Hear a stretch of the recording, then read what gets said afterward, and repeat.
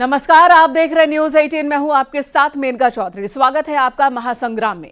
जौनपुर के पूर्व सांसद और बाहुबली नेता धनंजय सिंह को इलाहाबाद हाईकोर्ट से बड़ा झटका लगा है। हाईकोर्ट ने धनंजय सिंह की जमानत से जुड़ी याचिका पर सुनवाई करते हुए नमामि गंगे प्रोजेक्ट मैनेजर के अपहरण मामले में जौनपुर के स्पेशल कोर्ट ने एमपी एमएलए से मिली 7 साल की सजा को स्थगित करने से इनकार कर दिया। लिहाजा धनंजय सिंह अब लोकसभा चुनाव नहीं लड़ पाएंगे। हालांकि उन्हें इस याचिका पर जमानत जरूर मिल गई। दरअसल जौनपुर की एमपी एमएलए की स्पेशल कोर्ट ने नमामि गंगे प्रोजेक्ट मैनेजर के अपहरण के मामले में पूर्व सांसद और एक शख्स को 7 साल की सजा सुनाई।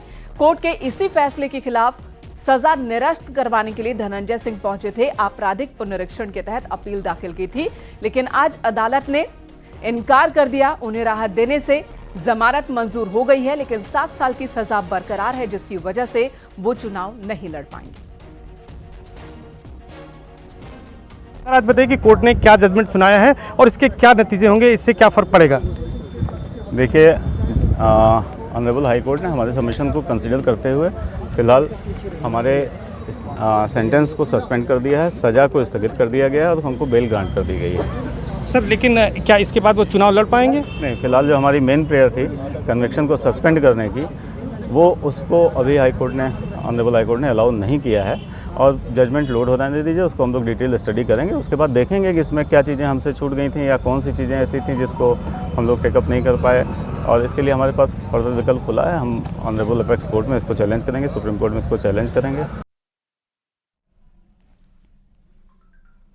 इससे पहले पूर्व सांसद और बाहुबली नेता धनंजय सिंह को आज सुबह 8 बजे जौनपुर जिला कारागार से बरेली जेल शिफ्ट किया गया।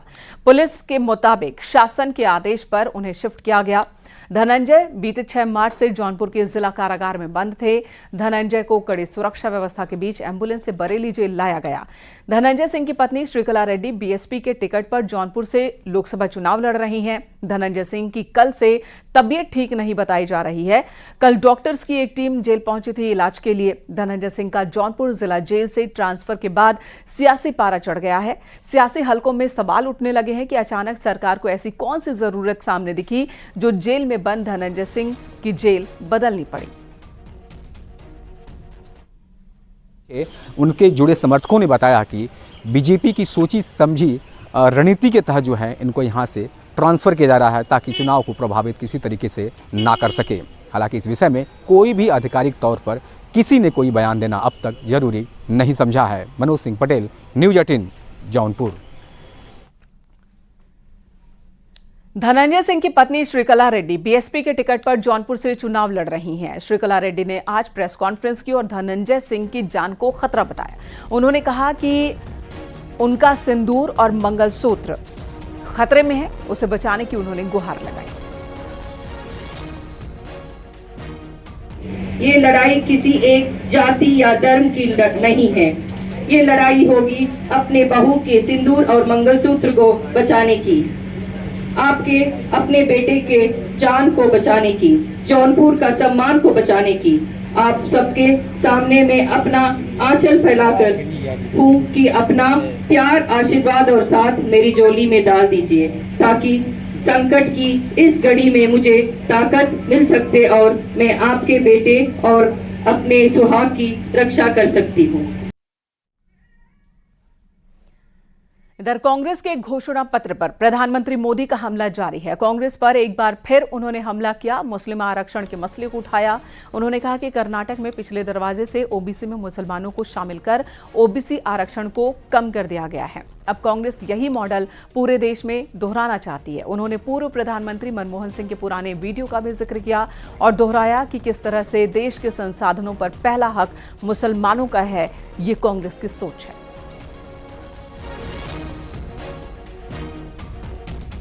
particularly the Muslim minorities, if they are... कभी डॉक्टर मनमोहन जी ने ऐसा कहा ही नहीं था कि देश के संसाधनों पर पहला हक मुसलमानों का है। लेकिन साथियों, आज डॉक्टर मनमोहन सिंह जी का एक और पुराना वीडियो सामने आया है जिसमें फिर से वो वही कह रहे हैं कि देश के संसाधनों पर पहला हक मुसलमानों का है।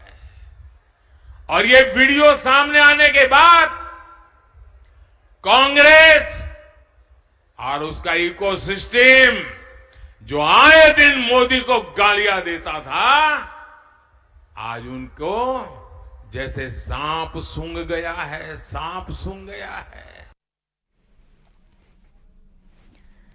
इधर सीएम योगी ने फिरोजाबाद में बड़ा बयान दिया। जनसभा के दौरान अपने भाषण में सीएम योगी ने कांग्रेस पर निशाना साधा। मुख्यमंत्री ने कहा कि कांग्रेस के लोग अल्पसंख्यकों को उनकी पसंद के खाने की छूट देना चाहते हैं। ये गोकशी की छूट देने की बात कर रहे हैं, क्या हिंदुस्तान कभी इसे स्वीकार करेगा? इसी के साथ उन्होंने कहा कि नया भारत सिर्फ राम मंदिर ही नहीं बनाना जानता, नया भारत आतंकियों का राम नाम सत्य करना भी जानता है। देश में तालिबानीकरण की नींव रखना चाहती है कांग्रेस, ये आरोप कांग्रेस पर लगा।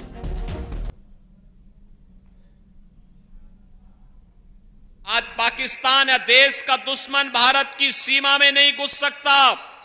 उसे मालूम है घुसपैठ करेंगे तो काम तमाम हो जाएगा। पहले से उसे पता है, उसे मालूम है कि अगर उसने कुछ भी ऐसी जरूरत की जो भारत की संप्रभुता और भारत की सुरक्षा के खिलाफ होगा, तो ये नया भारत है केवल राम मंदिर ही नहीं बनाता है, आतंकवादियों का राम नाम सत्य है भी करना जानता है। कहते हैं हम अल्पसंख्यकों के रुचि के खान पान की पूरी स्वतंत्रता देंगे, यानी उनको बहुसंख्यकों की रुचि का खाना नहीं पसंद है। कांग्रेस को ये पसंद नहीं है। कांग्रेस का डीएनए भारत को और भारतीयता को पसंद नहीं करता है। समाजवादी पार्टी उन्हें बिना मांगे समर्थन देने के लिए हमेशा तैयार रहती है, और इसीलिए लोग कह रहे हैं, यानी रुचि का खाने का मतलब गौकसी की छूट देना। क्या हिंदुस्तान इसको स्वीकार करेगा? क्या हिंदुस्तान इसको स्वीकार करेगा? क्या राम और कृष्ण के भक्त और उनके अनुयायी क्या इसको स्वीकार करेंगे? बहन और भाइयों, कांग्रेस और सपा के इस मंसूबों को पूरा नहीं होने देना है। इससे पहले कल सीएम योगी आदित्यनाथ संभल में थे। वहां से उन्होंने कांग्रेस के घोषणा पत्र का जिक्र किया। उन्होंने कहा कि जिस गाय को शास्त्रों में विश्व माता बताया गया है, उसे कांग्रेस कसाईयों के हाथ में दे देना चाहती है, जिसे भारत कभी स्वीकार नहीं करेगा। सीएम योगी के इस बयान पर एआईएमआईएम चीफ असदुद्दीन ओवैसी ने पलटवार किया और कहा कि गोश्त के नाम पर बीजेपी के लोग मारपीट करते हैं। उन्होंने अपने समर्थकों से अपील की कि जितने गोश्त की दुकानों के सामने से गुजरें, उन्हें माला पहनाई जाए।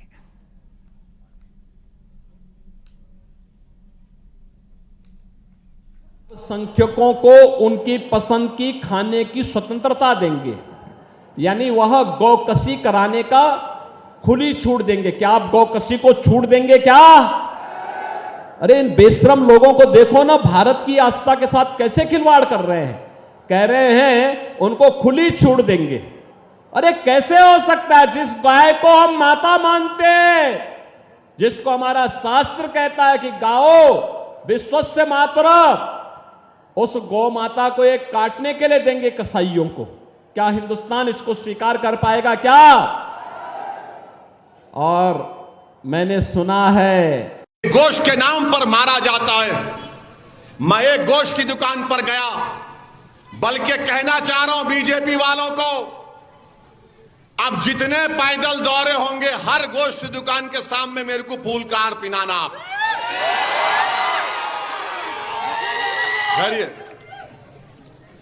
गोश्त की दुकान है, कारोबार कर रहा हूं उन्हें, कुरैश ब्रादरी वाले, उनका बरसों उनका वही है कारोबार।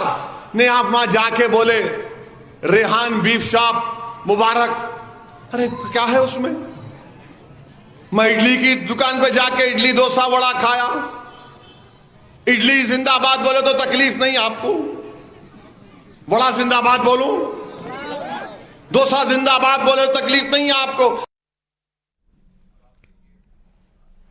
उधर मुस्लिम आरक्षण के मुद्दे पर अमित शाह और जेपी नड्डा ने भी कांग्रेस पर निशाना साधा। नड्डा ने कहा कि कांग्रेस का आतंकवाद से गहरा नाता है और पीएफआई जैसे संगठनों की हमदर्द है, जबकि अमित शाह ने कहा कि कांग्रेस पार्टी मुस्लिम पर्सनल लॉ बोर्ड के जरिए, इस लॉ के जरिए देश में शरिया कानून लाना चाहती है।